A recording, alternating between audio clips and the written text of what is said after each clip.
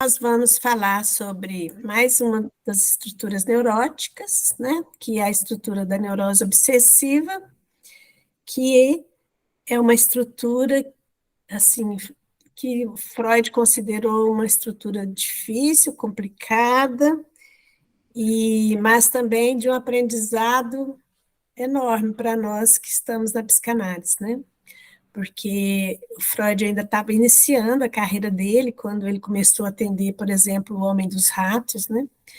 Ele começou a atender o Homem dos Ratos em 1908 e foi publicar em 1909. Então, ele atendeu durante 11 meses o Homem dos Ratos. E ele fala traz, né, a preocupação dele, que além do sintoma, como que, o que diferenciava essas estruturas, né? Primeiro, ele viu que tinha algumas características da estrutura histérica, a forma como a estrutura histérica traz o seu discurso em análise, o lugar que ela coloca o analista, sempre, né, querendo saber, sempre querendo uma resposta do analista. E depois ele começa a atender outras estruturas e vê que na neurose obsessiva tinha algo também que diferenciava da outra neurose, da histeria. Mas eram todas neuroses, né? Ele considerava neurose, como nós falamos da vez passada, que são conflitos, né, que o sujeito atualiza na vida adulta de uma forma infantilizada.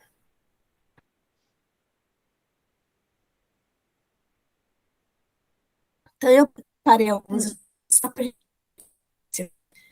e vou apresentar aqui para vocês.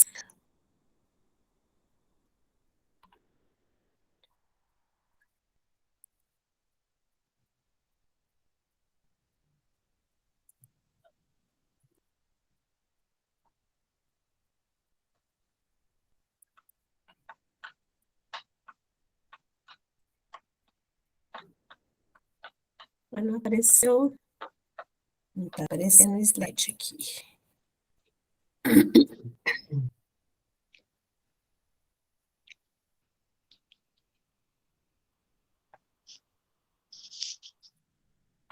Oh, apareceu, sumiu o negócio.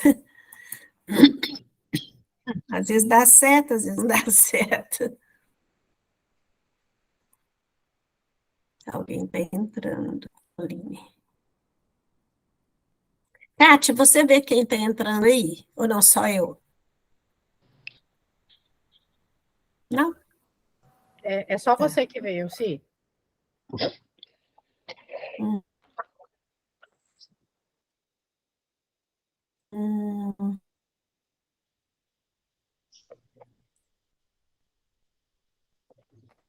Aí eu dou uma olhada aqui no celular também.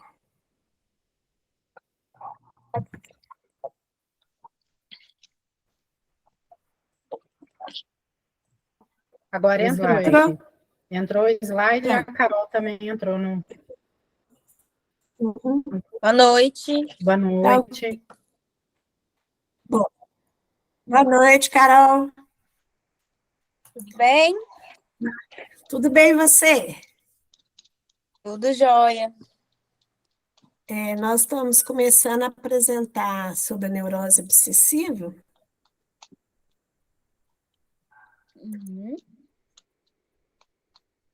Engraçado, se eu compartilho assim, fica escuro. Tem que voltar a compartilhar diferente. Vocês estão vendo o texto? Sim, normal. Para mim tá normal. Tá? Sim. Então tá. Ok. Então, só para a gente lembrar, né, porque nós já falamos disso, uma das definições que a Rodinesco traz da neurose obsessiva é que tem como origem um conflito psíquico infantil e uma libido no estádio anal. No plano clínico, manifesta-se através de ritos conjuratórios de tipo religioso, sintomas obsedantes e uma ruminação mental permanente, na qual intervém dúvidas e escrúpulos que inibem o pensamento e a ação. Então, Rodinez, como vocês sabem, é aquela historiadora que fez aquele dicionário junto com o Plon, né? Então, é bom quando a gente vai iniciar a estudar um conceito, dar uma olhada lá no dicionário. E Freud, em 1894, ele escreve um texto muito importante para a construção da psicanálise, que é a sexualidade na etiologia das neuroses, porque ele já estava percebendo que havia algo ligado à sexualidade no aparecimento do discurso dos seus pacientes neuróticos, né? Então, ele chamava de neurose de coerção ou neurose obsessiva. Uma das coisas que o Freud também observa é que na neurose obsessiva havia umas ideias compulsivas, né? Ele chama de ideias obsessiva-compulsiva. Nada mais são que acusações dirigidas pelo sujeito a si mesmo por experiências ou fantasias na infância que trouxeram culpas. Depois nós vamos ver essa questão da fantasia na neurose obsessiva, que também é diferente da neurose de histeria. Ele vai mostrar que essas ideias obsessivas, compulsivas, pode-se dizer que elas se apresentam de duas formas. A primeira forma inclui as ideias obsessivas típicas, nas quais o conteúdo compromete a atenção do paciente, sentido por ele, né, como afeto, apenas um desprazer indefinido em lugar do único afeto adequado à ideia obsessiva, ou seja, o de uma autoacusação. Então, o sujeito ficava preso naqueles pensamentos, né, de autoacusação. E nessas ideias obsessivas, o conteúdo é distorcido por outras representações, onde o contemporâneo toma o lugar do passado e o sexual por algo representativo não sexual. Então, ele observava que os seus pacientes, né, discursavam que aquelas ideias não paravam de vir e não tinha uma ligação com o sexual, mas ele sabia que aquilo era uma representação de algo que tinha acontecido no passado sobre a sexualidade do sujeito. Uma segunda forma dessas ideias obsessivas compulsivas, o Freud vai acentuar a autoacusação. Então, o sujeito fica se autoacusando e pode transformar-se em qualquer outro afeto desagradável. Após essa transformação e substituição, nada impede que este afeto se torne consciente. Por exemplo, vamos pensar juntos aqui um caso, né?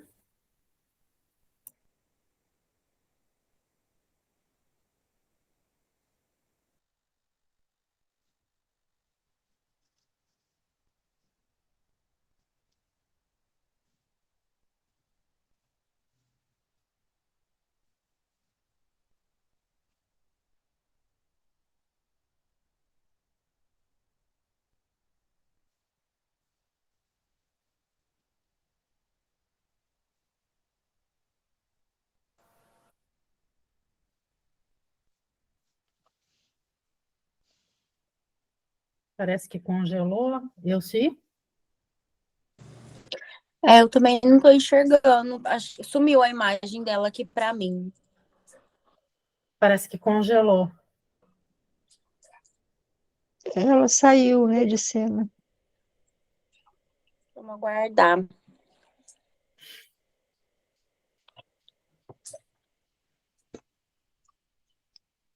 Acho que deve ter caído a conexão dela. Acho que a gente vai precisar sair, né? Porque... A gente sabe. Ou será que ela entra?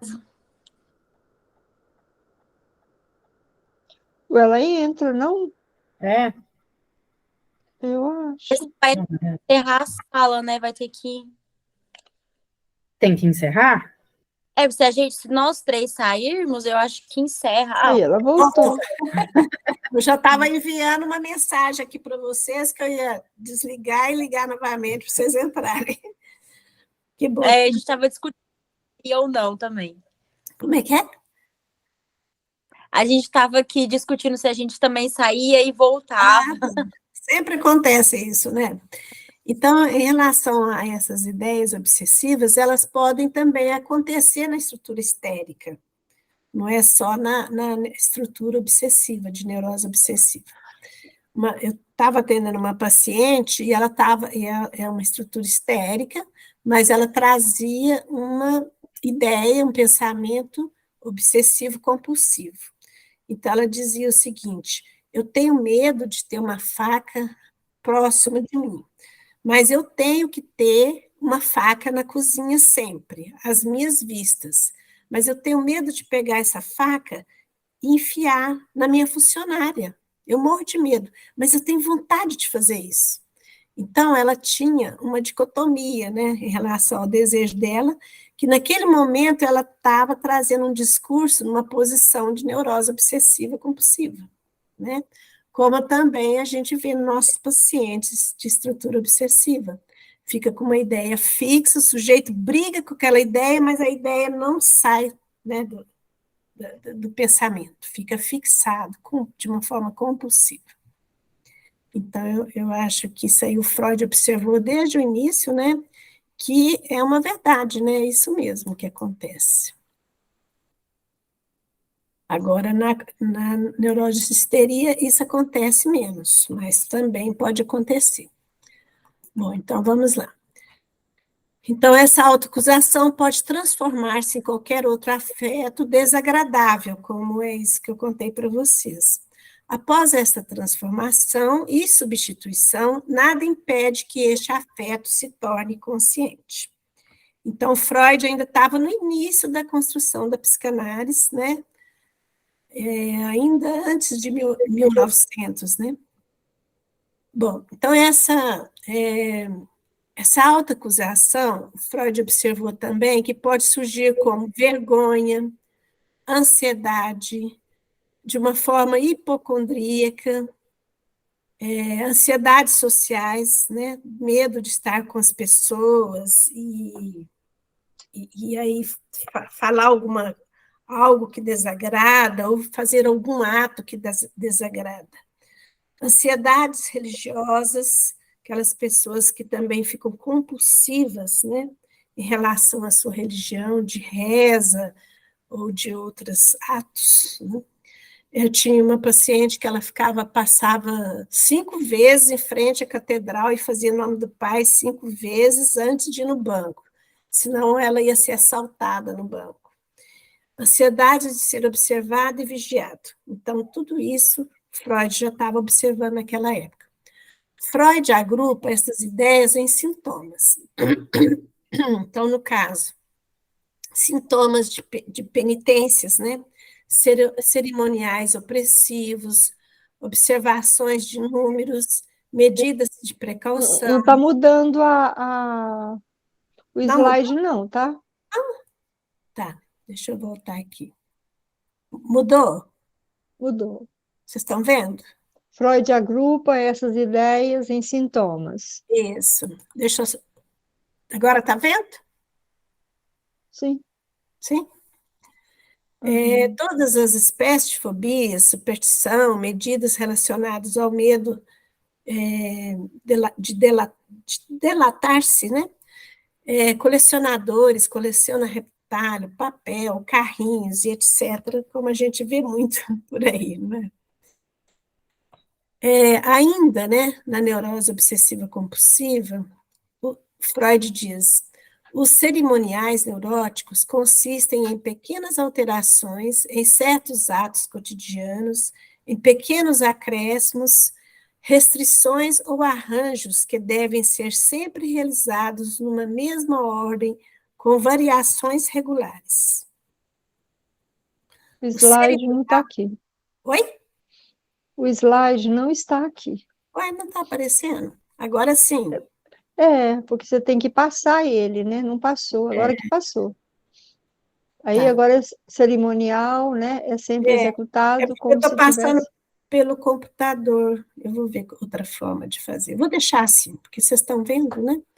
O cerimonial é sempre executado como se tivesse de obedecer a certas leis.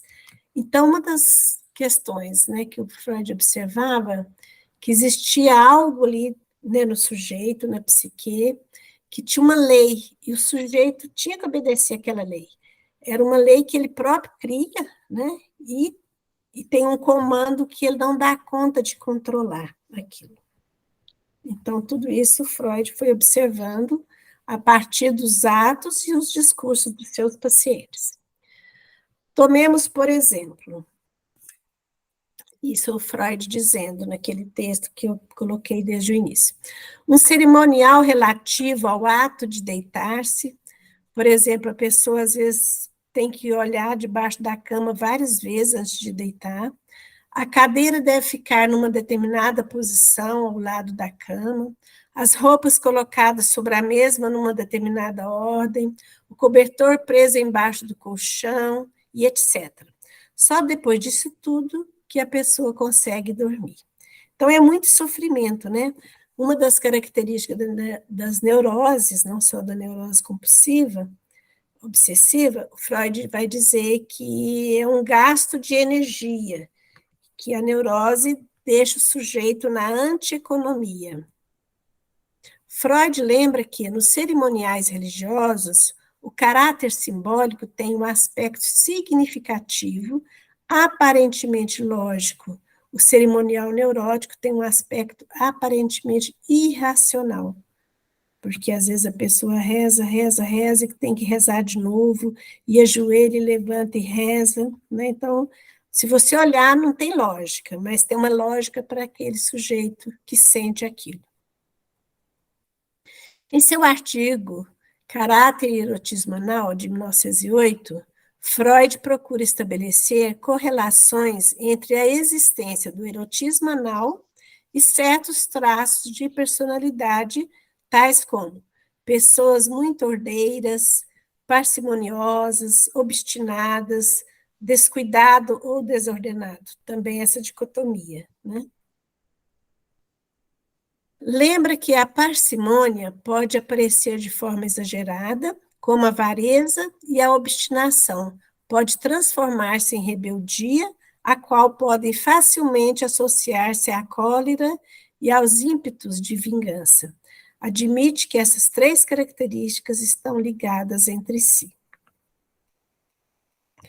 A necessidade exagerada de limpeza e ordem são formação reativa contra um interesse erótico por aquilo que foi recalcado.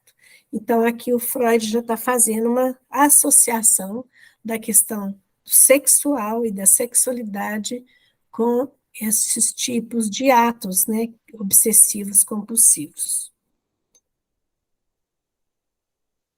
Nos estudos realizados, existe uma correlação entre o apego ao dinheiro e o ato da defecação. Freud estudou os mitos, os contos, sonhos e outras fontes e lembra que o dinheiro é intimamente relacionado com a sujeira. Inclusive, as pessoas às vezes falam isso, né? Os neuróticos obsessivos. Não vou pegar esse dinheiro não, que é nojento, é sujo. Bom, hoje nós temos que ter esse cuidado mesmo, né? Os sintomas que aparecem. Freud observa que existiam vários sintomas. Então, existem os sintomas primários, que ele chamava de defesa, escrupulosidade.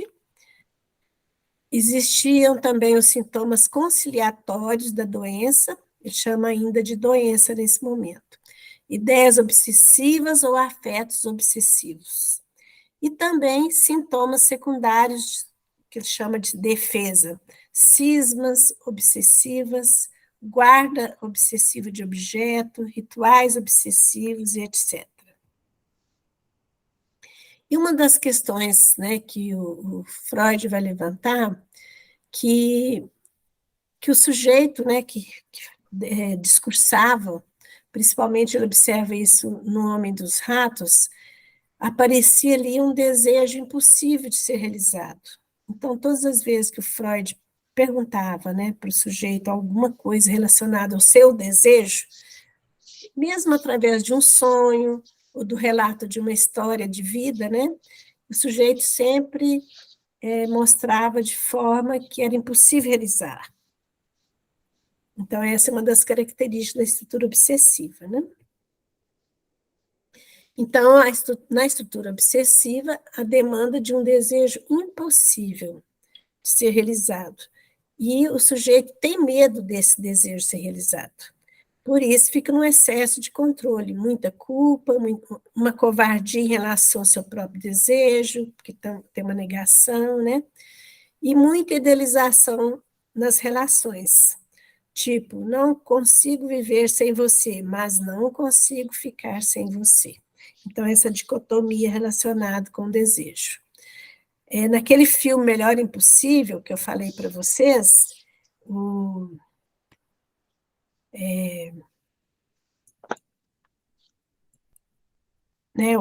aquele artista, ele apresenta muito bem isso, né? Depois vocês tiverem oportunidade, vocês vejam o filme, quem não assistiu ainda. Bom, então, para dar, assim, como podemos dizer, né? O Freud já dizia, a clínica é soberana. E a teoria só tem sentido diante da escuta clínica. E o Dunker apresenta o Homem dos Ratos de uma forma, assim, psicanalítica clínica, né? Então, vamos escutá-lo agora, que a Kátia está preparando o vídeo. Mas antes de escutá-lo, vocês querem comentar alguma coisa sobre esses fragmentos do discurso do Freud? Sobre a neurose obsessiva?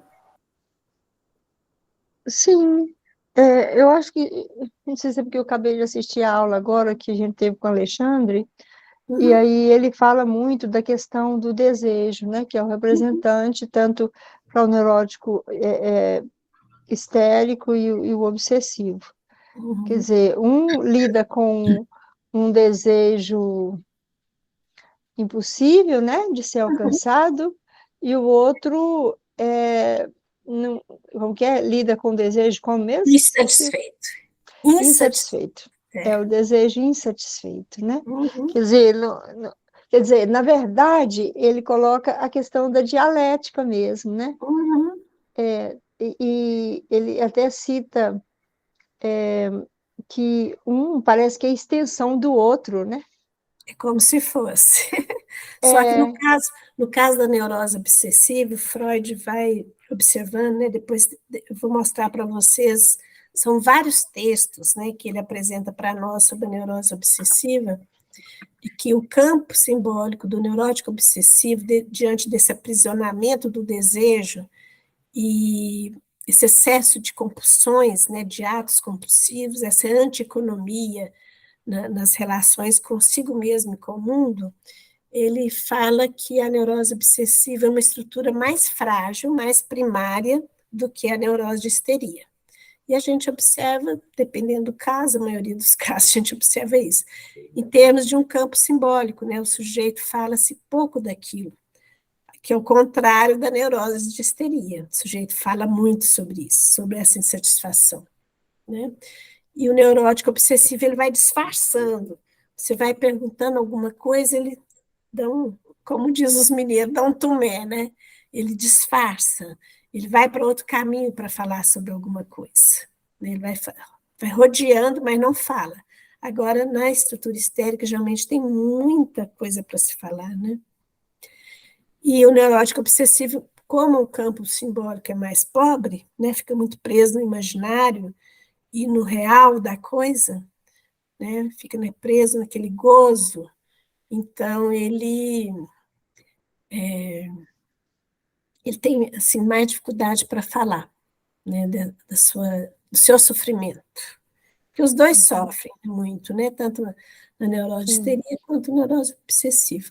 Mas dá-se a impressão, devido a esse aprisionamento, essa correnta, né, tá acorrentado ali no gozo, né? Então o sujeito sofre mais. Que cachorrão, Carol! Esse aí não deixa ninguém chegar perto de você, hein? Hoje ela quis aprender um pouquinho também sobre neurose obsessiva, quer participar. Então, mais algum comentário sobre a neurose obsessiva? Pode passar o vídeo? Rita? Sim, pode. Vamos lá então, Cátia. Vamos.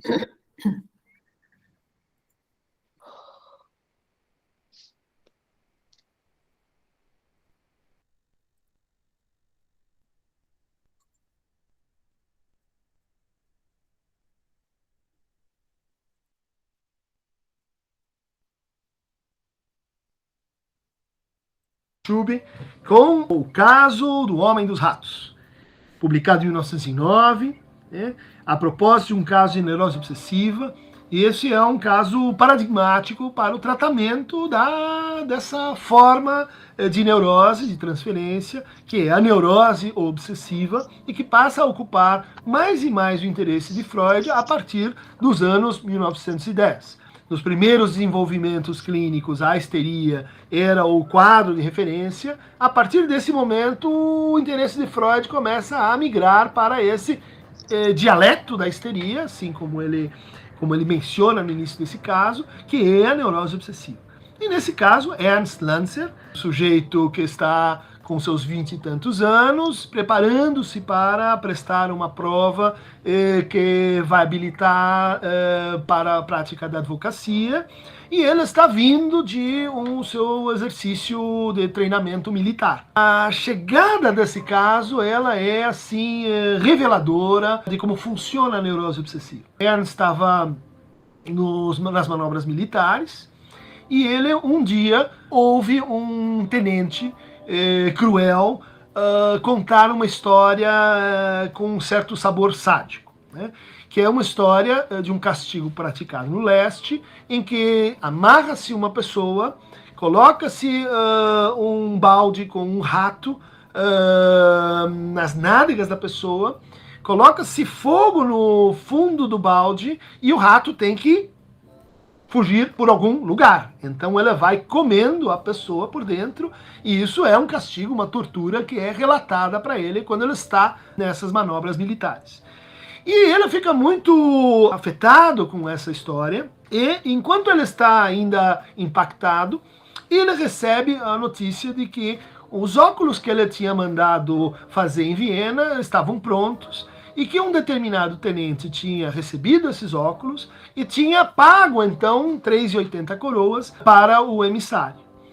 E lhe ocorre, então, algo que é patognomônico, que é diagnóstico para a neurose obsessiva. Lhe ocorre, então, um pensamento intrusivo, um pensamento deslocado de contexto, mas que claramente diz para ele o seguinte: se eu não pagar as 3,80 coroas para o tenente A, o castigo com os ratos será aplicado ao meu pai. E essa ideia não é a primeira vez que ele tem. Ele tem uma ideia similar em torno de: se eu não fizer isso, algo ruim vai acontecer ao meu pai ou à dama que eu amo, eu estou assim me preparando para pedi-la em casamento. Bom, e assim a gente chega naquilo que é o sintoma mais comum nas neuroses obsessivas, que é a dúvida, que é a procrastinação, que é a dificuldade de tomar decisões, porque ele não conseguia prestar o concurso, ele não conseguia decidir-se se ele queria realmente casar com essa dama, né? Mas, no seu pensamento obsessivo, se ele não paga as 3,80 coroas, o castigo será aplicado ao seu pai. O mais estranho é que o pai dele já havia morrido. Portanto, o castigo não poderia ser de forma alguma aplicado. Mas há uma espécie de independência moral e estética entre o pensamento do sujeito e a realidade. De tal maneira que ele começa a ficar muito, muito oprimido com essa ideia. E lhe ocorre o seguinte: ele vai pagar a determinada quantia e o tenente diz: não, mas houve um engano. Não fui eu que paguei os seus óculos, foi um outro tenente, foi o tenente B. E aí ele então é tomado de angústia. Ele diz: e agora, como é que eu vou pagar a minha dívida? Como é que eu vou pagar os 3,80 coroas para o tenente A, se na verdade a minha dívida é com o tenente B? E ele então acha aquilo tudo assim muito estranho. Ele diz: essas ideias não fazem o menor sentido, devo estar ficando louco, vou deixar isso para lá. Mas, quando ele recusa essas ideias, dali a pouco essas ideias se reapresentam. E aí elas se representam dobradas, né, redobradas pelo movimento de excluí-las. Ou seja, o fato de eu ter renegado o pensamento de que devia fazer o pagamento da dívida reforça o crime que ele estava praticando. De tal maneira que ele decide que ele vai fazer o seguinte: ele vai procurar o tenente B, passar o dinheiro para o tenente B, que vai passar o dinheiro para o tenente A, e que, portanto, ele vai cumprir o juramento que ele tinha estabelecido. Ele procura o tenente B, e o que acontece no caminho é que o tenente A toma o trem para Viena. E ele diz: puxa, mas isso torna impraticável o meu plano. Ele já foi embora. Vai para a sua caserna e tem um outro pensamento.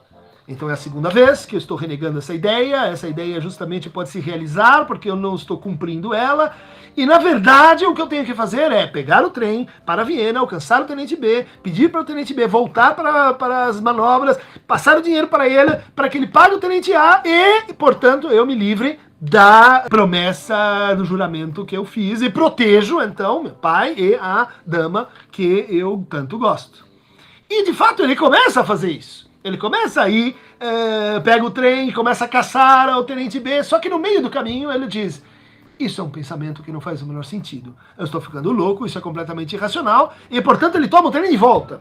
Só que quando ele toma o trem de volta, lhe ocorre de novo um contrapensamento dizendo: eu estou desmentindo a minha promessa. De tal maneira que ele vai indo e vindo, até chegar em Viena e pedir ajuda para um amigo, dizendo que ele precisa entregar aquele dinheiro para um tenente, ele está totalmente angustiado, e esse amigo diz: acho que você precisa falar com alguém na Bergasse 19, chamado Sigmund Freud.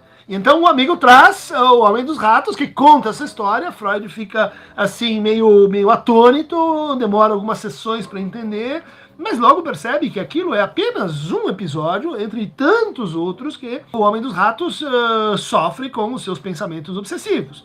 Por exemplo, uma vez ele está esperando a amada dele, que vai chegar numa carruagem. E daí ele pensa que essa amada pode estar com um determinado primo. E daí ele olha que à frente do passeio existe uma pedra. E daí ele pensa que a carruagem pode bater naquela pedra, voar e morrem os dois. Logo, o que ele faz? Vai até lá, tira a pedra e põe a pedra embaixo do lugar onde ele está sentado. E em seguida, tipicamente, o que ele pensa? Eu fiz uma coisa muito idiota. Isso não faz o menor sentido. Então, logo, o que eu tenho que fazer? Pôr a pedra de volta.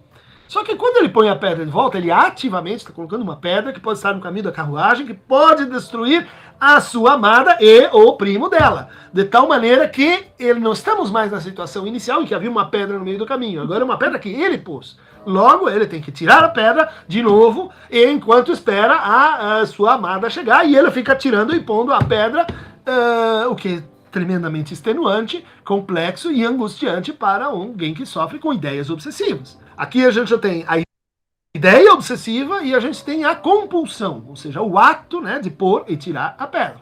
Como, por exemplo, numa outra vez, ele é tomado pela ideia de que a amada pode trocá-lo por esse primo, e ela vai fazer isso porque esse primo, porque ele está muito gordo. Então, o que ele faz? Ele decide que ele vai ficar subindo a montanha e talvez se jogue da montanha, porque daí ele se fere e ele se machuca e daí ele emagrece, porque vai ter que fazer uma convalescência.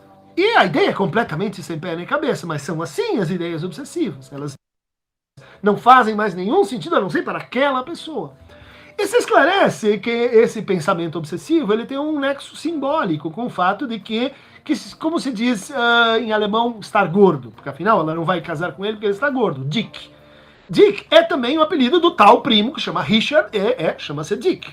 Então, tornar-se Dick e destornar-se Dick são os dois polos do pensamento obsessivo que domina esse paciente. Freud começa a perceber que existe uma certa recorrência nas palavras que nomeiam os conflitos do Homem dos Ratos.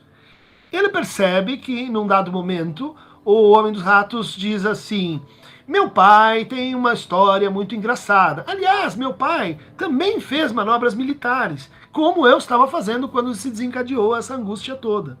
E nas manobras militares, ele deixou de pagar uma dívida de jogo. Ele era um rato de jogo.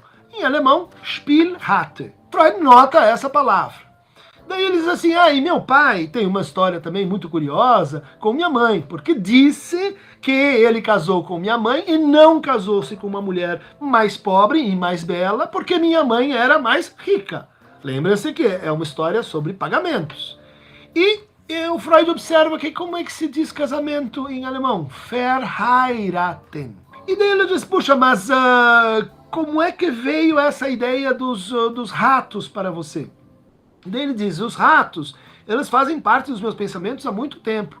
Todas as coisas que eu vou pagar, eu digo tantos ratos, tantos florins. Ele tinha uma linguagem imaginária já composta por ratos antes que o determinado tenente cruel fizesse o relato do castigo. Portanto, aquilo simplesmente se encadeou com uma neurose obsessiva que já estava em andamento. Mas o Freud nota aí de novo essa palavra que é Ratten, que pode ser então tanto rato, quanto verheiraten, casamento, quanto Rat, quer dizer prestação, quanto Spielraten, rato de jogo. E ele nota então que todas as associações que o homem dos ratos vai fazendo remetem a uma espécie de ambivalência, né? Ou seja, os ratos, eles mordem, eles são nojentos, eles são as figuras agressivas. E o Freud percebe que aquilo é a expressão dos sentimentos hostis, da agressividade que o próprio homem dos ratos sente. Sente em relação ao seu pai, sente em relação a outras pessoas. E a sua dúvida, né, sua incapacidade de tomar decisões e de, terminar o curso de Direito e casar-se com Gisela Flus, tem uma relação intrínseca com a dificuldade de repetir aquilo que um dia foi resolvido pelo pai. O pai, lembre-se, ele deixou uma dívida, ele não pagou a dívida de jogo com um amigo. O que acontece com essa dívida, ela se transforma num instrumento simbólico para a dívida do Homem dos Ratos com o seu pai, para a dívida do Homem dos Ratos com a Gisela Flus, para a dívida do Homem dos Ratos com o seu desejo. É no momento em que o Freud consegue mostrar essas associações, né, e essas repetições, em que o termo Ratten ocupa várias funções em diferentes narrativas, que ele cai em si e descobre que o castigo dos ratos era um castigo que ela sentia como horrível, porque fazia parte das suas fantasias sádicas. E ele gostaria sim de aplicar o castigo. Ele imaginou-se sofrendo e praticando o castigo. Portanto, na posição masoquista e na posição sádica. A fantasia, ela organiza esses dois polos.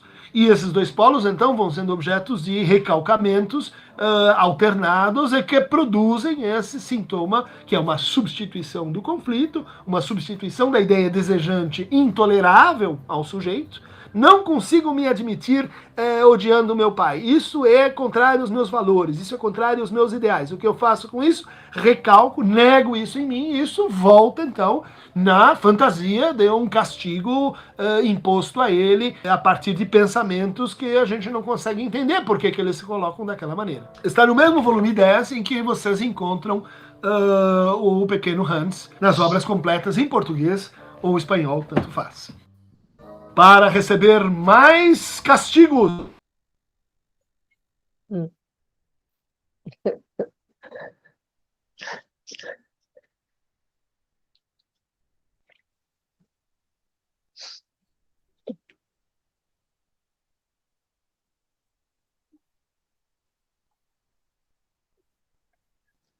Não tem som. Tá sem som, eu sim. Pronto, agora tem som. Conseguiram ler O Homem dos Ratos ou reler? Sim, eu li. O que vocês Sim. acham desses comentários do Christian Dunker? Sobre o Homem dos Ué, Ratos e a ele fez percepção um de Freud. resumo, né?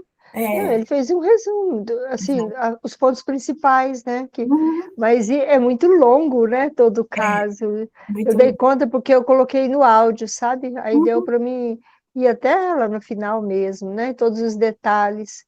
mas é muito importante, né, para a gente entender profundamente. É cansativo também, né, porque repete muita coisa, é bem característico do obsessivo, né, que...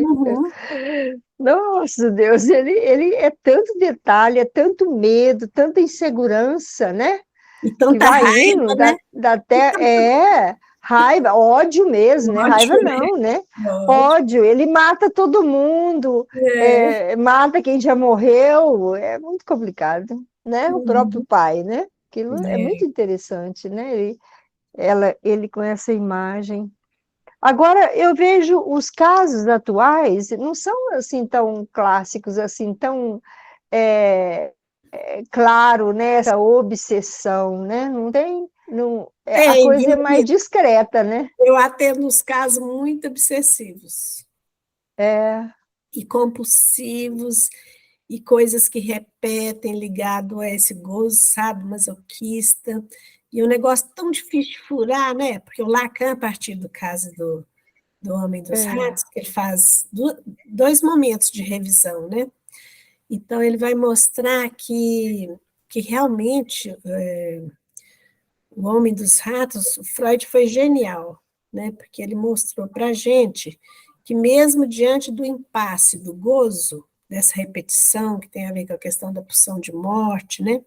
Que depois ele vai falar disso novamente em 1920, mas que traz assim, uma virada na clínica, porque é muito difícil trabalhar com o sujeito para furar esses gozos, né, ligado a essa hostilidade infantil, ligado a essa recalque, né, daquilo que é erótico, que não pode ver, não pode sentir, não pode ter, né, para si essa experiência, e muita fantasia erótica, né? O neurótico obsessivo, ele tem muitas fantasias eróticas, porque a fantasia é como se ela cobertasse o desejo.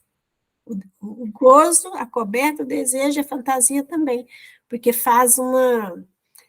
o Jacques Lamillère, ele tem um texto muito interessante que vai falar desse fantasma ligado ao desejo e ao sintoma. Então, as fantasias é como se fosse assim, um véu, né, que encobre a possibilidade da realização parcial do desejo. E aí o sujeito fica na fantasia e no ato relacionado a esse fantasma, que ele vai para o ato, né? Então, furar isso é muito difícil na clínica da neurose obsessiva, porque repete, repete, e aquela coisa compulsiva, repete no ato e repete no pensamento e na fantasia, né? São 3 tipos de repetições diferentes. Então, realmente, é uma clínica difícil, que o Freud falou que era mesmo, né? Agora, Lacan... extenuante. Oi? É estressante, extenuante, até de ouvir. Agora, o que eu acho fantástico assim, na clínica do Freud, em relação ao Homem dos Ratos, é que ele vai mostrar que aquilo que o sujeito, podemos dizer, tropeçava, né, ali na hora de falar sobre aquilo, tinha a ver com o próprio sujeito, né? Então, quando ele fala dos ratos, o Freud já começou a levantar uma questão, mas será que esse rato só apareceu agora, né, com esse capitão contando essa história? Tem alguma coisa. Ele coloca aquele rato na cadeia de significantes do Homem dos Ratos e vai investigando, né? Aí foi vendo lá atrás, o Dunker não falou, mas aparece lá na história que a dama, né, falou que estava entrando um rato debaixo da saia dela quando ele era pequenininho ainda, né? E ele ficou marcado aqui para ele, né? Para onde que aquele rato ia? Para onde que aquele rato ia passar? E ele cria toda uma história para Freud contando dessa fantasia da infância que ele teve com esse rato que entrou debaixo da saia da governanta, né, que cuidava dele. Então, você vê que a coisa começa lá atrás. Então, por isso que todas as vezes que um paciente traz um significante, a gente tem que estar muito atento, né? Qual que é a sequência, né? De onde veio, onde tem mais, onde repetiu, né? O que significa isso, né? Onde que está isso na história do sujeito, né? O que ele está trazendo aí? Deixa eu passar mais um pouquinho dos slides, que eu eu selecionei alguma coisa também do Lacan para vocês. Opa!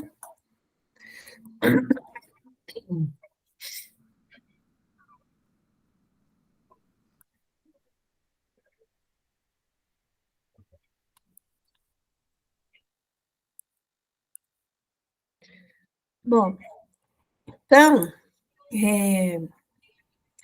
na verdade, o Freud começa a atender o Homem dos Ratos em 1907, mas só consegue escrever e publicar em 1909, né? Bom, escrever, ele sempre escrevia. Então, nessa época que ele estava atendendo o Homem dos Ratos, ele escreve o seguinte, que ainda não conseguia até agora penetrar e elucidar por completo uma complicadíssima estrutura de um caso grave de neurose obsessiva. Então, naquela época, ele já usava esse conceito de estrutura. Só lembrando aqui, né, o que foi falado também pelo Christian Dunker, o que vocês leram, que existem os traços na estrutura, né, que pode aparecer também nos sintomas. Então, essas formações obcecantes, o isolamento, né, geralmente o neurótico obsessivo ele fica mais isolado, tem uma tendência mais associal, aparentemente frio em relação ao afeto, tem dificuldade de mudanças, muitas ritualizações, doenças somáticas, por exemplo, gastrite, impotência sexual, e temos aquele trio, né, que o Freud fala, culpa, mortificação e contrição, que é o arrependimento, né, conjugados com estado de angústia. Então, o neurótico obsessivo traz uma angústia, sempre naquele discurso sobre seus pensamentos, suas ideias, quando ele fala do mal-estar dos sintomas. E aparece também, né, essa queixa da impotência sexual. E um fantasma sadomasoquista de servidão. Por isso que, geralmente, os neuróticos obsessivos, eles são líderes, assim, de trabalhos filantrópicos, nas igrejas, né? A gente vê muito essa característica aí, dos pastores, padres, etc. Então, como nós vimos, né, existe um desejo impossível, muita dúvida, e você observa na história que tem uma fantasia de um lugar muito especial em relação ao desejo da mãe. E um gozo constante, né, ligado sempre a sofrimento e culpa. Em relação ao lugar do analista no discurso transferencial do neurótico obsessivo, a gente escuta que existe um lugar do mestre ali, mas um mestre, podemos dizer assim, que fica também no lugar da dúvida, né? Geralmente o neurótico obsessivo chega no seu consultório e fala assim, o médico me encaminhou para você, porque eu estou com gastrite, mas eu não sei se vai adiantar eu vir aqui. O que adianta eu ficar falando aqui? Faz essa pergunta para a gente, né? Então, aí você fala, mas se você não acredita, foi o médico que te trouxe aqui, qual o motivo que está te deixando aqui agora? Não, é porque o médico falou que eu tenho que vir. Que se eu não fizer essa tal dessa psicanálise, eu não vou melhorar o meu gastrite. E eu posso ter uma úlcera, eu não quero ter úlcera. Então, ele joga, né, para o analista, esse lugar de sujeito suposto a um saber, através do discurso médico, que, na verdade, é também o discurso dele, mas, ao mesmo tempo, ele põe uma dúvida, né? Então, aparece, via transferência, essa dúvida. Mais um pouquinho aqui da apresentação.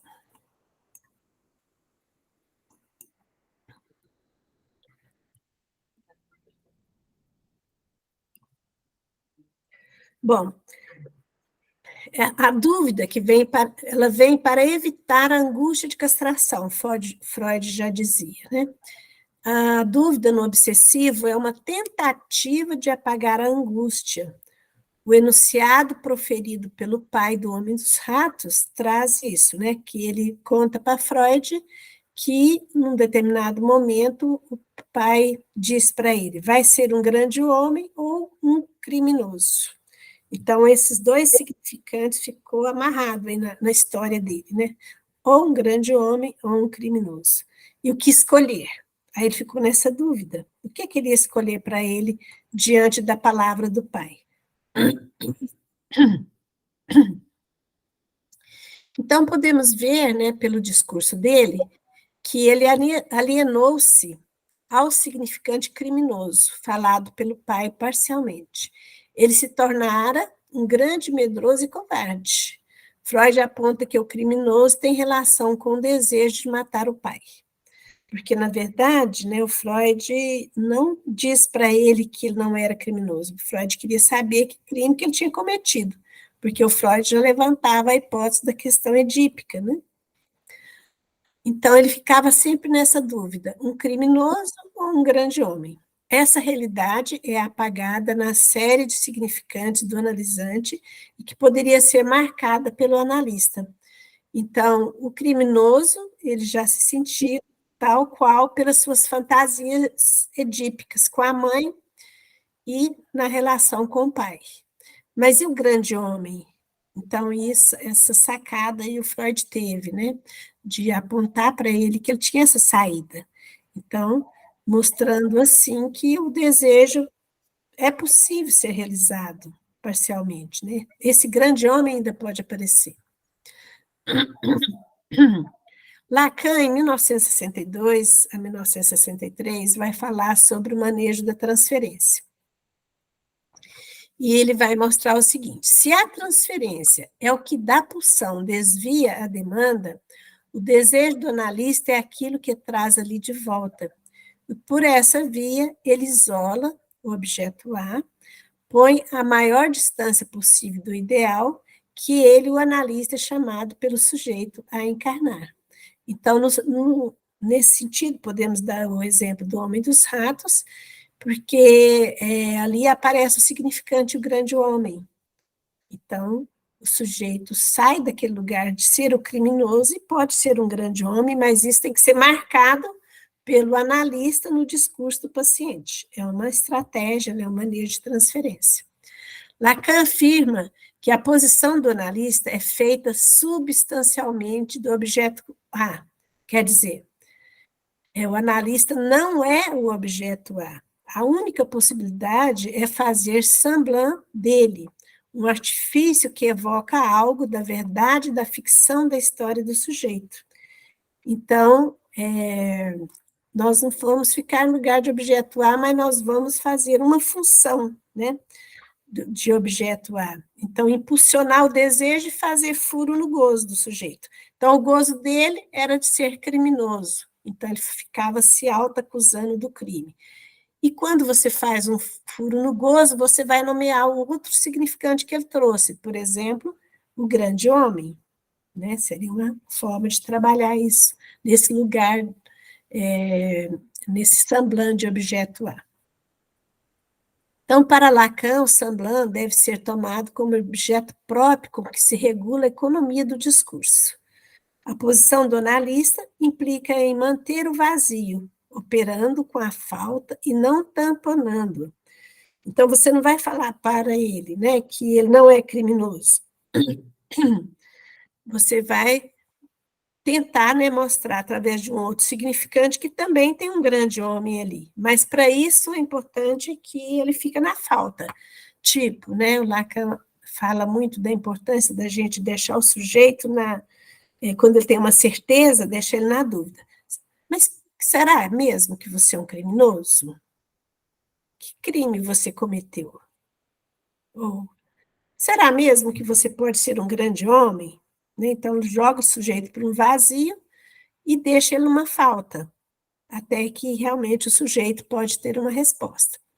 Para Freud, a transferência é a atualização da realidade do inconsciente. É uma repetição em ato. Então, na hora que o sujeito vê o analista, ele fala dessa história, né, dele, traz ali toda a sua questão psíquica, sua realidade inconsciente. E logo depois, né, logo não, né, alguns anos depois, o Lacan vai reafirmar isso que Freud diz, que a transferência é a atualização da realidade do inconsciente. E acrescenta, como Freud já tinha falado, em 1912, que a transferência é o pivô sobre o qual repousa inteiramente a estrutura do tratamento psicanalítico. Sem transferência não tem trabalho na psicanálise, né? Então, no começo da teoria de Lacan, ele acreditava-se na lógica fálica e da teoria do Édipo para diagnosticar uma estrutura clínica e também colocar o sujeito em tratamento, né? E aí depois ele vai mudando isso, né? Em 1962, quando ele vai falar sobre o manejo da transferência, após, né, e durante também os estudos do homem e dos ratos, fazendo um retorno a Freud, ele vai dizer que nós podemos pensar em 3 noções de objetos na psicanálise. O objeto A, como causa de desejo, o falo como um significante privilegiado que representa a falta, né, que está relacionado à questão do Édipo, né, que o Freud dizia, e os objetos pulsionais, que entram na série dos objetos perdidos, né, que são aqueles objetos que o Freud relata lá nos 3 ensaios. Lacan formaliza a noção de objeto A como um objeto topológico, causa de desejo, sendo este a única via pela qual o desejo pode revelar-nos de que modo teremos que reconhecer em nós, os analistas, o objeto A. E aí ele vai falar que assim tem-se a possibilidade de um trabalho pela via da transferência. Então, o objeto A é como a causa do desejo, né? Indicia um vazio e possui uma função específica, causar o desejo. Então, nós, analistas, temos que fazer essa aposta, né? Samblando o objeto A, nós vamos causar o desejo, para que o desejo apareça do sujeito, e que, no caso do neurótico obsessivo, seja possível. O falo, aqui como um significante privilegiado que representa a falta, como nós já falamos, né? Então, nós não vamos tamponar a falta do sujeito, não vamos dar significado para o discurso do sujeito. Nós vamos deixá-lo buscar a sua significação sobre aquilo que é falado. E os objetos pulsionais são aqueles que se perdem e manifestam de 4 formas, né? Pensando no superior pela voz, a questão escópica, que é o olhar, o oral é o seio e o anal, que são as fezes. Então, isso vai reaparecendo no discurso do paciente. Como nós vimos no caso dos ratos, né? Ele vai mostrar que o rato entrou pelo ânus e que era uma coisa para ele terrível aquilo. Lacan nos informa que a transferência é um fenômeno que inclui o sujeito, o grande outro, o outrinho e o objeto, e está vinculado à demanda de amor. Assim se apresenta como um fenômeno peculiar da neurose. A transferência faz acontecer a articulação do saber inconsciente e o deslizamento da cadeia de significantes, definido por Lacan como sujeito suposto saber. Então, em 1963, ele traz esse conceito que o analista não se coloca no lugar de um sujeito que sabe, né, do saber, mas nos sujeitos que têm o suposto saber. Mas ele não vai responder essa demanda para o paciente é que vai colocá-lo nesse lugar. E Lacan, ele faz um novo retorno ao caso clínico do homem dos ratos em 1966, no seu relatório de Roma. E ele vai, né, continuando os estudos, e em 1972 ele traz um complemento importante sobre o estudo de Freud. O desejo obsessivo é tomado como imperativo. Com isso, se torna compulsivo, passando assim para a outra extremidade, a do gozo. O sujeito obsessivo procura incessantemente um objeto que não existe, impossível de realizar, né? Sempre vai propor alguma coisa impossível de realizar no trabalho, na relação amorosa também, né? Se vocês veem o homem, o filme Melhor é Impossível, vocês vão ver isso claramente. Há uma busca infinita, né, desse objeto que ele supõe se realizar. Depois há um tempo de suspensão, né, dessa busca, e vários caminhos equivocados que o sujeito vai tropeçando, né, aí durante a vida, se não for trabalhar essa questão aí. Isso pode se manifestar no sintoma da dúvida, que marcam para o sujeito o valor de todos os objetos substitutos, do impossível à impotência. Então, muitas vezes, torna-se impotente não só na questão da sexualidade, mas em outras áreas também, porque também tem aquela questão da nostalgia, do melancólico, né? Um traço que predomina o sujeito, que fica numa posição sadomasoquista em relação ao passado, às perdas e etc. Deste modo, o obsessivo se defende do desejo a todo custo, mas ao se defender, a falta, o que faz surgir a angústia. Então, por exemplo, você fala assim, não, né, se for um amigo, né, você vai dizer, não, mas você vai conseguir, não vou, está muito difícil, né? E na análise o sujeito traz isso também. Porque está muito difícil, acho que não vai virar nada, não adianta nada estar aqui. E aí, né, o Lacan teve um paciente que ele conta, né? Deixa eu voltar aqui.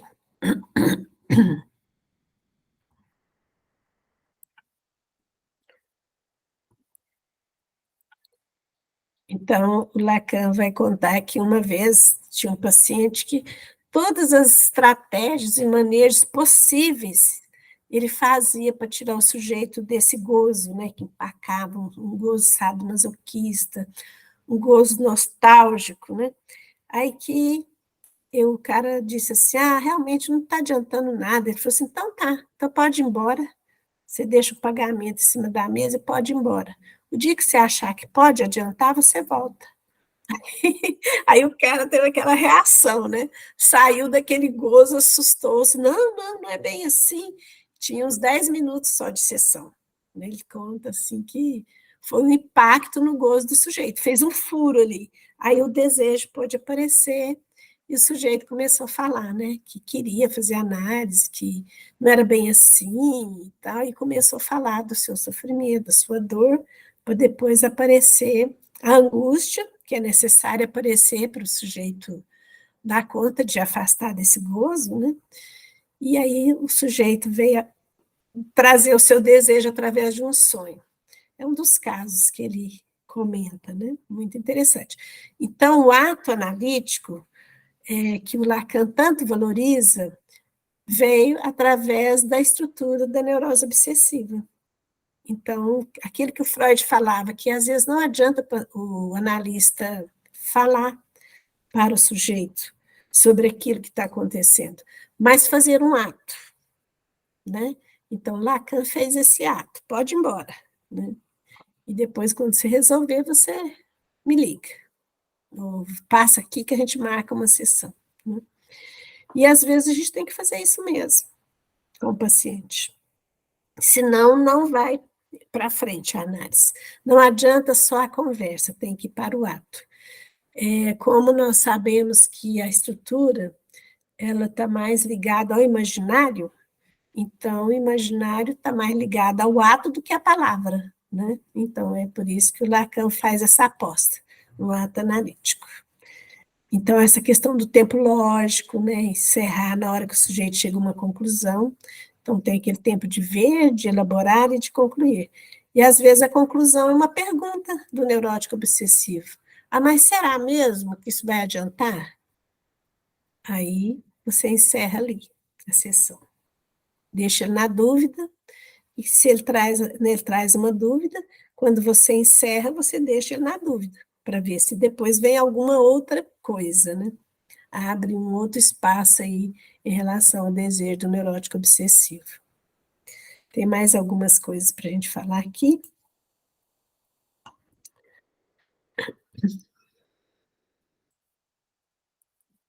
Aqui um pouquinho, vou deixar vocês falarem, tá bom? Bom, continuando o trabalho do Lacan, né, naquele texto, Seminário 10, sobre a angústia, ele vai dizer o seguinte, que o analista não responde à angústia, mas intervém a partir do objeto A. Não o objeto suposto perdido, mas sim aquele que não cessa de não se escrever, ou se inscrever, né? Então, o tratamento das neuroses, né, e especificamente da neurose obsessiva, é o desejo inconsciente, através do manejo da transferência e dos atos, né, tanto pela palavra quanto do ato do analista, vai deixar aí uma porta aberta para o desejo inconsciente ganhar o seu espaço, né? Então, deve-se ganhar desejo e perder em gozo, fazendo assim a travessia do fantasma, aquele fantasma fundamental, né? Aqui nós temos vários textos, desde 1894, sobre as neuropsicose de defesa, 1895, obsessões e fobias. Então, você vê que, vocês veem aqui quanto que o Freud estava preocupado com esse tipo de estrutura, né? Em 1907, quando ele começa a atender o caso do Homem dos Ratos, né, falando sobre os atos obsessivos e as práticas religiosas. 1908 ainda ele estava atendendo, então ele vai escrever esse texto sobre o caráter e o erotismo anal, né, com o exemplo do Homem dos Ratos. E em 1909 ele publica O Homem dos Ratos e continua escrevendo vários textos sobre a estrutura obsessiva. Totem e Tabu, a predisposição à neurose obsessiva, sobre um caso de uma neurose infantil, e continua, né? Então, são vários textos que o Freud vai trazer sobre a neurose obsessiva. Tem muita coisa para a gente estudar. E Lacan também, né? Nós temos vários seminários dele. Esse seminário 6, ele vai falar também, os escritos, né? Aqui também ele traz vários seminários, né? Seminário 11, seminário 17, que é esse aqui, né? Que Lacan vai trazer, seminário 20. Então, assim, o que não falta é livro para a gente estudar, né? Sobre esse material. Vocês gostariam de comentar mais alguma coisa antes da Rita apresentar o caso dela?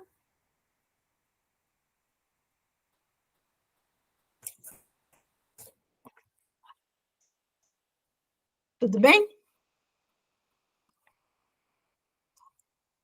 Querem falar ou não? Tá tudo tranquilo, assim. Então vamos Assim, lá, Rita. tranquilo assim, né? Tudo tranquilo assim, né, Kátia? Ai, meu Deus, como temos que estudar. Mas o melhor incentivo para estudar é quando a gente está atendendo um caso e aparece tudo isso que a gente está vendo, não é? O que fazer com isso, né? Quando fala de neurose obsessiva, a gente fica mais quietinha, né? Não Quando é? fala da histeria aí, a gente fala mais. É verdade. Dá a impressão que fica preso aquele gozo obsessivo, não é, cara? Então, vamos lá. Rita, pode apresentar seu caso.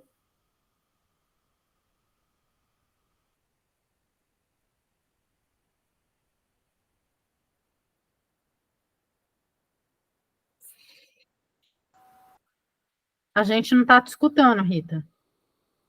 Está desligado. Então, esse caso é um caso que eu atendo já tenho, acho que uns 4 a 5 meses, eu acho que tem um pouco mais. É do vou chamar de Marcos, né? Tá. É uma pessoa por nome de Marcos, que tem em torno de 17 anos de idade, e de uma família complicada, né? De um casal onde o pai é muito agressivo, segundo a mãe, é muito parecido com o pai dela, né? É um homem que nunca foi de elogiar o filho, na verdade, só coloca características que o leva para ficar muito para baixo, muito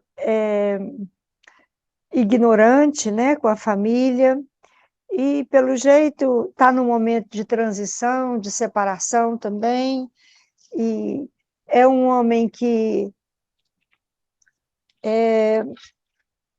quer dizer, ele, enquanto filho, fica muito revoltado com o pai de perceber que ele é um galã, sabe? Que virou um galã, que gosta de utilizar até as camisetas dele, né? O pai virou um galã? Ele usa essa palavra, né, galã. O Ele é um cliente que menino, usa. o cliente, Uhum. o paciente que usa. Aí, mas ele veio para mim porque desde criança ele já teve até um diagnóstico de autista lá na infância. Uhum. Foi tratado muitas vezes como uma criança que não aprendia nada, e a mãe sempre cuidando sozinha, muito desamparada, né, com tudo. Tem mais 2 filhos, os outros são crianças, né? Um parece que tem 9 anos, 7, e a outra 11, mais ou menos assim. O pai não se implicou na educação do filho, Não, até hoje, nenhum Uhum. dos filhos. mas O mora pai juntos. mora juntos, trabalha em lugares separados, mas, na verdade, quem faz a despesa mesmo da família é a mãe. Uhum. O, o Marcos, ele tem um hábito de... Eu até perguntei para ele outro dia o que acontece com a unha dele, que está sempre suja daquele jeito. Ele falou que, sabe, borracha escura, essas que tem o verde e o vermelho nela? Uhum. Ele fica unhando, ele tem hábito de ficar unhando aquilo durante as aulas. Uhum. E ele falou para mim que a sujeira das unhas era aquilo, sabe? Até hoje eu pensei, gente, mas será que isso é verdade? Como assim? Porque é sujo não só na frente, sabe? Assim, sujo Uhum. mesmo, mas em volta, assim, ó, sabe, da unha. Ele falou que é essa mania que ele tem, né? Quando está assistindo aula. Muita dificuldade no relacionamento interpessoal, não tem amigos. Essa semana mesmo, conversando com a mãe, ela falou para mim que a preocupação dela é porque ele não tem amigos. Nunca fez amizade assim, sólida. Teve uma amiguinha há muitos anos, mas aí mudou de escola, nunca mais teve contato, mas muito sozinho, muito na dele. Quando os pais brigam, que isso tem acontecido muito frequentemente, nesses últimos meses, a mãe coloca que ele fica isolado, não entra mais. Antes ele entrava e ficava do lado da mãe, né? A preocupação da mãe é com ele, porque o pai é muito agressivo com ele, é mais violento com ele do que com os outros filhos menores. E ele falou para mim que a mãe dele ia falar sobre a preocupação dela com ele, se eles se separarem. Ela não sabe que a preocupação minha, Rita, é os meus irmãos. Eu sou preocupada com meus irmãos. Ele Mas o que preocupa com o quê? pegou? Hã? Ele preocupa com os irmãos em relação a quê? Separação, do pai abandonar. Aí depois ele fala assim, mas a gente vive dentro de casa com ele e é abandonado, não tem relacionamento nenhum, não Hum. tem conversa, não tem... Ele fica o dia inteiro naquele telefone, quando está em casa, final de semana. É um lar que o pai não tem realmente muito muita cumplicidade, né, com a família. Uhum. Mas o medo, a insegurança, tudo é impossível, é muito comum, sabe? É impossível, tudo é impossível para ele. Mas o que pegou demais nesses últimos 2 meses é que esse ano ele passou a estudar na escola militar. Menina, e é o caos, porque a escola militar coloca os alunos da classe para ser líder, né? Só que eles fazem rodízio de 15 em 15 dias e troca de líder. No caso dele, ele ficou quase 2 meses, 1 mês e meio, sendo líder. Puseram ele como líder. E o líder é aquele que fica pegando o nome dos coleguinhas, que tem que delatar todo mundo que faz o de errado. Ixi, é o dedo duro, líder. O dedo duro. Então, é marginalizado. E ele, que sempre sofreu bullying em todas as escolas. Ele sempre sofreu bullying. Por quê? Porque muita espinha, gordo, não sabe conversar. Hoje ele fala o tempo inteiro para mim que ele tem medo de abrir a boca e de falar coisa que o outro não gosta. Ele tem receio. Ele fala, eu não tenho o que falar, eu tenho medo de abrir a boca. E como que eu faço? Essa menina faz isso, aquele menino faz aquilo, e ele teve, mas acho que já tem uns 3 meses, que um dos colegas de aula pegou a bolsa, a mochila dele e rasgou, simplesmente. E a mãe foi lá na escola, e ele só conseguiu de volta essa mochila, foi agora. Nesse último mês, eu estou vendo que ele está reagindo, sabe? Por exemplo, foi ele que conversou com o menino e falou, quero minha mochila agora, porque senão eu vou conversar com o tenente. E aí você vai ser expulso da escola, porque o tenente falou que se o menino não pagasse a mochila dele, ele ia ser expulso, né, da escola. Aí, essa semana, isso tem mais de 2 meses que ele conseguiu fazer isso. Conseguiu uma mochila nova, né? O rapaz teve que pagar a mochila para ele. Mas agora, nesse momento que ele estava sendo líder, um grupo junto com ele é chamado de nerd da sala de aula, porque ele agora é nerd, sabe? Antes ele não sabia de nada, hoje ele sabe muito para a turma que ele estuda. O que aconteceu que houve a mudança? Ele passou a estudar, ele começou a acreditar que ele não era aquele. Ele usa a palavra burro, né? Que o pai chamava ele de burro, de devagar, lento demais, não ia aprender nunca. Essas são as palavras que o pai usava para ele, né? Sempre usou. E o que ele fez com essas palavras? Ele internalizou por muitos anos, só que ele está reagindo. Tem uns meses que ele começou a reagir, né? Principalmente nessa escola nova agora, por mais que seja uma escola militar, porque no fundo, né, pela toda a característica mais obsessiva dele, parece que ele tem gozo com aquilo ali, com aquela maluquice daquele povo ali, de tanta lei, tanta norma, tanta cumplicidade, e delegar poder, quer dizer, e exigir dos alunos que cuide da disciplina da escola. Durante o período que ele estava muito mal, no sentido de sentir impotente, de não estar dando conta de anotar nem o nome das crianças, dos alunos que saem da sala, porque ele... Como? Eu não vou ficar lá naquela porta. E um dia eu questionei com ele, se você precisa de anotar, você tem que sentar próximo à porta, é mais fácil para você, porque aí os meninos não vão te passar para trás, porque ele sentia muito passado para trás. A coisa é tão forte que aí esse grupo de nerd passou a proteger ele, e foi isso que fez pressão para o rapaz pagar para ele a mochila, né, também. E a maioria da sala tinha um outro líder, que era o menino que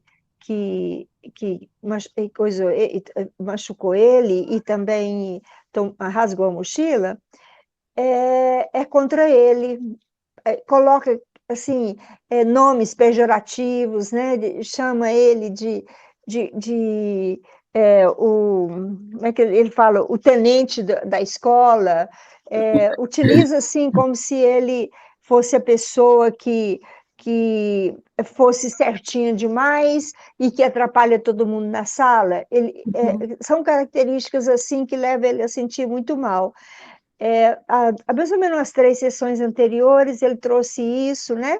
E eu questionei com ele, por que você não entra em contato com a coordenação e um orientador da escola para você saber como lidar com... Não, mas o tenente falou que eu tenho que ser submissa a ele, e o tenente, se precisar, é o tenente que fala. Mas você falou com o tenente? Mas ele falou que falou, mas não falou. Uhum. Sabe, a dificuldade de tomar iniciativa, de mudança, ficar nessa posição de procrastinação mesmo, né, que a gente viu aqui, né, de não querer mudar. Então, Aí você percebe mais ou que houve uma menos posição isso. do sujeito dele em relação a esse gozo sadomasoquista. Que agora ele está se Está tendo defendendo. reação. Ele agora está cuidando da espinha. Ele está fazendo ginástica. A mãe falou para mim que ele foi para a academia. E ele é muito obeso? Não é muito, não, mas ele é bem cheinho, Sei. sabe? Ele não está no estilo dos meninos da idade dele, não. Está mais gordinho, né? Ele é bem cheinho. Então, A ele está mãe tomando corrige. iniciativas tanto na escola quanto em relação a ele. Tem sessão, eu me lembro que a primeira sessão, eu até anotei aqui no meu iPad, eu estava lendo essa semana, porque eu tenho o hábito, sabe, de escrever um pouco de cada paciente meu. Às vezes eu escrevo mais o que eu sinto, né? Em cada paciente que eu atendo. Mas no caso dele, eu lembro que eu escrevi aqui, ele chorou muito na primeira sessão. Ele não parava de chorar, sabe? E aí que ele trouxe a questão de sentir o pior da turma, o menos inteligente, o menos incapaz de tomar iniciativa, até de tirar dúvidas, né, com relação à escola. Muito isso, sabe? E agora ele está conseguindo fazer laços sociais, né? E ainda tem uma turma que protege ele, não é? Não, e ele está aprendendo a se defender do agressor, né? Um dia ele relatou para mim, sabe como que eu faço com esse menino que me implica comigo? Por eu ser líder da sala, eu posso ficar por último na sala. Aí eu espero todo mundo sair, porque aí ele não pode mexer mais, porque o menino pegava a caneta dele, jogava, punha na bolsa de outro colega, pegava, sabe, o menino pegou demais no pé dele, era uma tristeza. E eu sei que aí ele conseguiu fazer isso, sair da sala e aí evitar com que o menino ficasse na sala, porque depois que todo mundo sai e que o líder sai, ninguém pode entrar na sala, né? Porque aí o povo lá é de olho nisso, né? Tem as câmaras. Mas isso... A mãe ficou, assim, muito... quer dizer, sempre, a mãe está sempre muito apreensiva, sabe? Quando ela vai conversar comigo. Porque se sente muito pressionada da necessidade de largar do marido, mas com medo dos filhos, da reação dos filhos, porque, na verdade, não tem mais vida sexual, é muito raro, sabe? O que tem é muito uma questão mesmo só de, sei lá, nem sei descrever bem o que ela fala, sabe? Do desprazer, da incapacidade de ser amada, do sentimento de ser usada, né? Porque ela tem dificuldade de mudança séria, né? Com certeza. Bom, em relação a... Ele falou para mim, olha, eu odeio meu pai, eu tenho raiva no meu pai. Eu até escrevi aqui, ó. Ele, quando nasceu, ele nasceu com o cordão umbilical enrolado no pescoço, né? A mãe trouxe isso, sabe? Foi um parto muito complicado. Desculpa se eu inverti aí, mas eu lembrei disso aqui agora, porque eu tinha Uhum. escrito aqui. A questão do pai aí lembra o pai do Homem dos Ratos, né? O Homem Muito. dos Ratos também odiava o pai, não é? E queria ser É, especial para a mãe, né? E para governanta, e depois para a esposa do pai, né? Porque depois o pai casa de novo. é. Agora, nele, eu vejo que o único amparo dele é a mãe, né? Uhum, Literal e afetivo, né? A mãe é muito preocupada, não só com ele. E como eu falei no início, é a mãe que é a provedora principal mesmo da casa, sabe? uhum. Ela fez Tem um uma emprego parceria melhor, ganha mais, né? com esse pai aí, com esse homem, né? Tem uma Foi. questão dela também que a gente vê que tem um posicionamento sadomasoquista aí, né? Aham. A E que autoimagem dele, ele se sente muito feio, fraco, inadequado. e ainda é É, assim. é. Ainda é assim. Não, agora ele falou que olha no espelho e ele se acha bonito, Então tá porque mudando. melhorou as espinhas, sabe? Uhum, Ele é bem branquinho, com o rosto bem vermelho. No início era cheio e amarela, sabe? uhum, Agora, por exemplo, essa semana eu estava notando uma espinha amarela só, e está bem mais claro, né? E a mãe uhum, depois falou para mim que ele está fazendo um tratamento, e não é agora, não, já tem um tempo que ela investe, né, no tratamento de uhum, pele dele, e alimentação para ele, que é difícil, né? Porque muitas das vezes eles que cozinham para eles mesmos, os meninos, né? As crianças. Aí E, come o que está na geladeira, come o que a mãe deixa. e onde que assim, qual foi a dificuldade maior que você teve, né, com esse caso? O que que pegou? Nesse período que os meninos estavam mexendo muito com ele, que ninguém, ele desprotegia demais na escola, eu comecei a preocupar com esse histórico todo, sabe, de rejeição.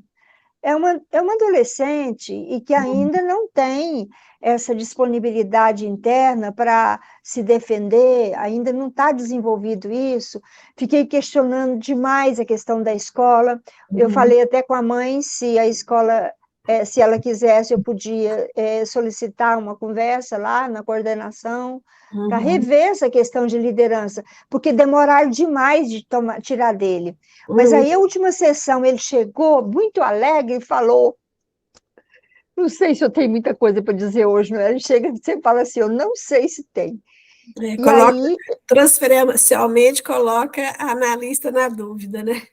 Não tem muita é, coisa para falar aqui para essa analista, né? mas ao mesmo tempo falou assim: Fiquei livre, não sou líder mais. Eu não Uhum, estou nem acreditando. uhum. Então é um Mas e fardo foi mesmo para uns ele. 2 meses que eu fiquei, assim, principalmente o último mês. Eu Uhum, passei a preocupar mesmo com a saúde mental dele, sabe? Porque uhum, foi muita pressão. Mas com isso eu percebi que existe uma resistência afetiva, sabe? Ele não é uma pessoa. E levei isso para ele, né? Que ele não é um inútil. Ele é uhum, capaz de se defender, ele aguentou a pressão. uhum. Eu registrei isso para ele, mas você suportou. É, Isso quer dizer que você tem essa força interna, e foi você que suportou, não foi sua mãe que uhum, suportou por você. aham, Não importante tinha isso. ninguém para te defender lá, era você, e você deu conta. Uhum, E também foi o dia que ele trouxe que a mochila dele tinha sido arrecadada, né? uhum. Realmente né, a transferência aí ajudou, né, em relação a esse tratamento, essa aposta nele, né? Que realmente foi uma aposta. Mas ele, por Você fez exemplo, transferencialmente e ele acatou. A mãe fez, você fez, ele acatou, né? Essa mas aposta. ele ainda não confia que, por exemplo, é ele cuidando do pé dele para não ter chulé, porque aí ele pode entrar numa casa e não ser mal visto. ele ainda tem essa dificuldade, sabe, de cuidar Uhum. muito do corpo dele, muito É, grande. está começando agora, porque também é adolescente, nós temos que pensar nisso, né? Isso, é, O adolescente não é geralmente é uma muito descuidado consigo, né? muito, Cuida muito da parte, diríamos assim, de academia, de músculos e etc., mas, né, tem um descuidado é, com higiene, etc., né? aham, é. A dificuldade, às vezes, é porque a mãe traz muitas impossibilidades de mudança, sabe? Também, É, né? é, é. E quem que paga a análise? A mãe. A mãe que Ela paga, paga por cada sessão. tá. Cada sessão, ela manda o Pix, né? Hum. E você já teve contato com o pai? Nunca. Não? Desde o início, nunca teve disponibilidade. A mãe mesmo falou, Rita, Mas você tentou. impossível. Ué, tentei, pedi ela para conversar, mas eu nunca liguei para ele, nunca liguei para o pai. Mas é importante, Rita, que Então, talvez seja isso, né? como ele é adolescente, é muito importante você também escutar o pai. Porque muitas vezes a mãe, pela impotência do pai, que o pai também pode ser um neurótico obsessivo, impotente, né? Porque ela fala que, Uhum. inclusive, Mas a muito parte forte. financeira é ele que, né? Ela que sustenta, né? Então, é muito importante a inclusão desse pai aí no tratamento. Você chama, você É, pega o telefone dele, né, com ela, e você mesma liga para ele. Ou então, melhor hum, ainda, pede o telefone para o filho, para o seu paciente. vou fazer isso então. E liga para ele e marca, Tentar, né? fala para ele que é muito importante a presença dele, que o filho valoriza também, né, a ida dele lá para falar com você, e que está sendo feito um trabalho há 5 meses, e agora é um momento importante do pai ir aí. Agora, eu lembro que no início eu falei para a mãe, eu faço questão que o seu esposo venha. Aí ela falou que conversou com ele e ele falou que não ia. Sim, mas Aí foi nisso é que eu acomodei, né? porque uma coisa é o Entendeu? discurso da mãe, né? E pelo É, visto, ela é uma mãe polva. Ela é. realmente não dá espaço para esse pai entrar, né? Uhum, E é muito importante nós, analistas, ficar nesse lugar de fazer o furo desse gozo também da família, de que é entendi. uma família que é a mãe que é a mantenedora em todos os sentidos, né? É, E quando ele for aí, você vai ver um outro pai que não é aquele que a mãe apresenta, não é? é. É o E, pai que vai aparecer ali, né? e com isso, com certeza, para ele vai ser muito importante esse pai estar aí, Vai, tem né? razão. É, Vamos tentar, né? né? E Mas pelo é que você isso. traz, assim, realmente está uma análise de vento em popa, né? Você conseguiu fazer vários furos nesse gozo sadomasoquista dele, e ele acatou isso, né? E está mudando de posicionamento em relação a essa posição Uhum. sadomasoquista com ele mesmo. Porque ele Os dois fala, últimos meses eu vi isso mais claramente, sabe? porque é aquilo que a gente estuda na psicanálise, né? O discurso transferencial é o discurso do sujeito que está falando, né? Então, quando ele fala de bullying, né, de ser rejeitado, de ser Uhum. isolado, de ser criticado, é uma coisa dele mesmo, ele com É, ele. Lógico que é. se ele faz isso com ele, os outros também vão fazer, né? Com Uhum. certeza, não é? Agora, eu conversei muito com a mãe e ela falou para mim, agora, até foi anteontem, hoje é quarta, hoje é terça, foi ontem mesmo, ontem à tarde. Ela falou para mim que tem colocado muito ele em frente ao espelho e fala assim: meu filho, olha o seu perfil, o tanto que é bonito, valoriza isso. Uhum, Como assim? Você não é um rapaz feio? Olha o seu cabelo. Ele é assim, meio loirinho, sabe? Cabelo uhum. castanho claro, ondeado. E ele realmente, ele tem uma harmonia, sabe, facial. A gordura dele que está muito e as espinhas é que atrapalha ele, né? Mas eu acho que isso é que deixa ele mais Mas isso é da triste, né? adolescência, né? Quase todo E adolescente. passa, né? E passa. Uhum, Mas a autoestima está melhorando, né? uhum. Eu acho que esse foi o objetivo da escola, tá? Colocar ele como líder para mostrar que ele podia. Ele pode. A escola apostou nele também, né? Apostou. A analista apostou nele, a mãe apostou nele, a escola apostou nele. Agora falta o pai apostar nele. É. Muito E importante a esse é o entrada que. do pai. E agora é um momento importante, né? Porque se ela tá pensando mais incisivamente em separar, mas o pai vai continuar sendo pai, né? Uhum. Vai deixar ele de ser marido, né? E é bom que você atenda esse pai separado da mãe, essa primeira entrevista. Depois pode até Aham, marcar uma com o pai e a mãe. entendi. Importante, né? Sim. Vocês gostariam Ok. de colocar alguma coisa para a Rita sobre o caso? Eu até havia anotado, antes da Rita apresentar o caso, eu havia anotado aqui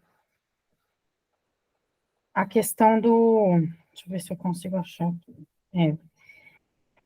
A gente tá escutando muito, né? Está escutando e está atendendo muito no consultório casos de autismo. A Rita falou que no caso aí, né, que ela trouxe, teve um diagnóstico, né, de Foi. autismo na infância, né? Foi.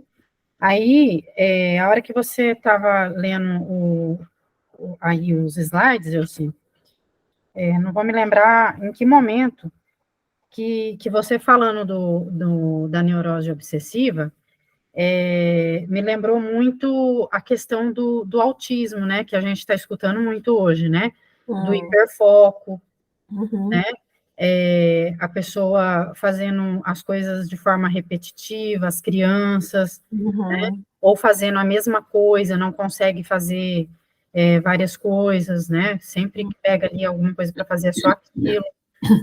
Aí, assim, até que ponto, né, a gente pode falar que é neurose obsessiva, e até que ponto isso daí configura-se autismo, porque o autismo também tem vários... tem um Características, né, leve... semelhantes. Oi? E características semelhantes, né, às vezes. Isso. Aí a Rita trouxe isso no caso que ela falou, né? Uhum. Bom, eu acho que seria importante a Rita responder para nós sobre isso, né, Rita, que você que está atendendo ele.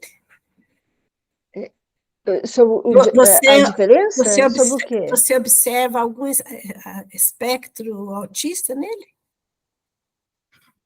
Essa dificuldade social dele, mas a capacidade, existe a capacidade nele. Nunca vi ele, uma pessoa, fazendo com ele mesmo as coisas. Ele é muito de relacionar com os irmãos desde o início, né? Tem um relacionamento muito bom com essa mãe. Eu, logo no início, eu vi que não tinha nada de autismo, que era uma questão de obsessão mesmo, e de dificuldade relacional em função dessa figura paterna, que não entra, não tem essa permissão, né? Por ser muito agressivo também, mas a mãe, que nem você falou, né? Esse povo aí, né? Que não deu super entrada para esse protege. pai entrar, não é? Não, mas deu, né? A gente não pode falar que não deu, né? Porque, de alguma forma, esse menino é um menino, ele tem uma segurança da sexualidade, sabe? Mas, ele assim, não é um menino, um adolescente... O discurso dela é um discurso que ela não deu abertura para esse pai entrar como pai, porque ela fala de um pai mau, um pai muito agressivo, muito hostil, um pai que não paga as contas, né? E um pai que rejeitou ele desde o início, queria uma filha. Exato, o pai que rejeita ele. Então, no discurso da mãe, a gente não sabe qual que é o discurso do pai. Mas pelo discurso da mãe, ela não permitiu esse pai entrar para ser pai desse menino, né? Agora, eu também concordo, Kátia, com a Rita, que não tem, não tem essa direção para o autismo, né? Muito diferente. Não Assim. tem. Ele relaciona com o outro, ele faz trocas, né? Embora tenha o isolamento social, mas é um isolamento muito característico também da adolescência, né? Logo na primeira sessão, ele não quis nem escolher jogos. Não, Rita, eu quero jogos, não preciso de conversar. Tá vendo? O autista jamais faria isso. Jamais! É. E ele, né, está com em torno aí de 16 anos, né? Uhum. Então, é complicado, né? Então, deu para saber logo no início, sabe? Uhum. Eu gosto muito de utilizar com adolescente e criança, quando eu atendo, o HTP, sabe o teste HTP? Sim, você usa E como ele estratégia fez. de trabalho. Eu uso para mim ter, para me ajudar mais na solidez, para conversar com a mãe, para dar para ver se realmente a criança precisa, como é, com dados, para checar, sabe, algumas coisas da história que a mãe traz para mim. Eu gosto de fazer isso. E logo no início eu tinha certeza que não tinha nada de autista. Foi diagnóstico A gente errado, sabe né? que todas as estruturas, né, elas não são isoladas e a gente traz em nós um traço de todas, né? Mas não Nós tinha fomos um esse autista, prospecto, né? não é? No primeiro ano de vida, nós fomos um autista, um narciso, né? Todo voltado para si mesmo, né? Então, esses traços Um ficam, autoerótico, né? né? Poderoso. Um autoerótico. Então, são traços narcísicos que aparecem como espectros hoje de autismo, né? Então, todos nós trazemos isso com a gente. Alguma mais, outros menos, etc. Né? Como já dizia Lacan, não existe nenhuma estrutura pura, né? O Freud também dizia isso. Né? Tem traços, características de um, né? Relacionado em todas as estruturas. Então, mas assim, o valor... Agora, dá para ver claramente que existe esse dialeto aí, sabe? Da histeria com a obsessão, com a neurose. Isso. Né? Não vejo ele nessa obsessão aí tão clara, mas é um neurótico obsessivo, mas tem um dialeto, né? Tá junto, né? O tá desejo, a forma de lidar com o desejo, né? Para ele, a facilidade que ele tem, a mãe fala que ele não tem facilidade de expressar, mas comigo ele tem, menina, é incrível.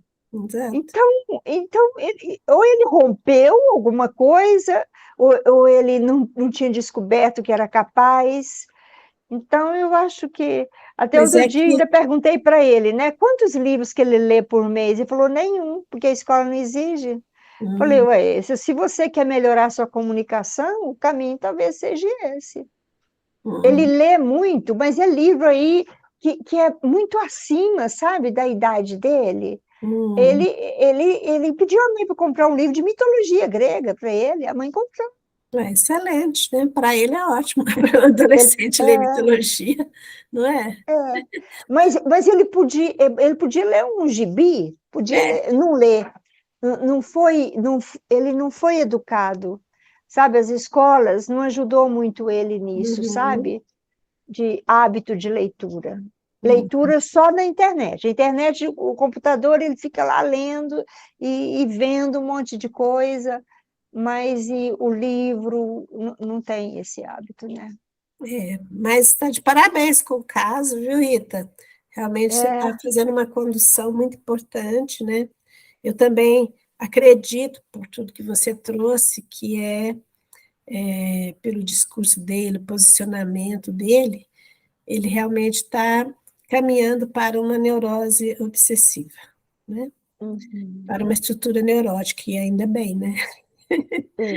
Temos que achar bom isso. Carolina, você quer falar alguma coisa antes da gente encerrar? Não, não quero não.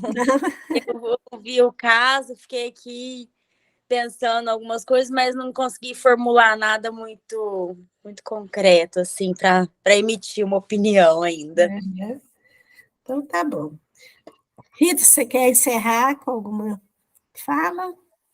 Não, eu acho que é isso só mesmo. Uhum. Muito obrigada aí por me ouvir, todas vocês. E a gente agradece muito você ter compartilhado com a gente esse pedacinho da sua clínica, né? E sempre nos ajuda muito, né, Kátia e Carolina? Com certeza. Bom, gente, então, muito obrigada, né? Desejo Obrigada a bons você. estudos para vocês até daqui 15 dias. E nós vamos trocar nas figurinhas. Eu vou deixar um livro que até a Kátia conseguiu salvar para a gente em PDF. É um livro que eu utilizo muito, assim, me ajudou muito na clínica da neurose obsessiva, que é do Garzola. É uma tese de doutorado dele. Ele é um psicanalista mineiro que foi para os Estados Unidos estudar, e lá ele fez um doutorado e defendeu a tese sobre as estratégias para o tratamento da neurose obsessiva. E ele estuda Lacan e Freud. Muito bom o trabalho dele. E aí a Kátia vai colocar lá no grupo, ela conseguiu salvar em PDF, né, Kátia? E vale a pena vocês lerem. Muito bom. Ok. Eu vou tentar. É tanta Tá? coisa para ler, né? Mas a gente Não, eu vai. digo assim, ele é prático, sabe? Para você que está Aham. trabalhando com neurótico obsessivo, é um excelente estudo, Tá bom. né? Tá bom? Obrigada, né? Uhum. Para outra semana, depois você manda alguma coisa que a gente vai Sim, ver, a né? referência bibliográfica está lá, mas a gente retoma ela e coloca aqui novamente no grupo. Tá bom. Tá bom? Obrigada. Gente, Tá. um abração para vocês. Beijão. Abraço. É, Tchau. Obrigada, gente. Boa noite. Boa noite. Parar a gravação aqui. Pronto.